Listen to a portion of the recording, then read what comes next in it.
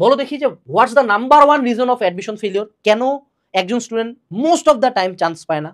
Reason কি বাজে কোচিংয়ে ভর্তি হওয়া, বাজে বই পড়া, ফাঁকি দেওয়া?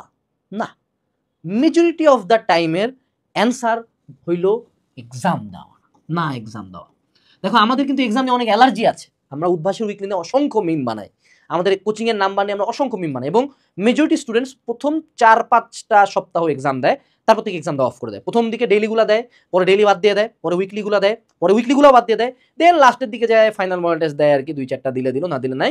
কিন্তু এক্সাম নিয়ে আমাদের অনেক অনীহা, অর্থাৎ আমরা ঘন্টার পর ঘন্টা ক্লাস করতে পারি, কিন্তু 10 ঘন্টা, 14 ঘন্টা, 15 ঘন্টা ক্লাস করতে পারি, কিন্তু আমরা এক্সাম একটা 30 মিনিটে দেবো, মা না। কিন্তু তোমার কি ক্লাসের উপর ভর্তি পরীক্ষা জাজমেন্ট হয়?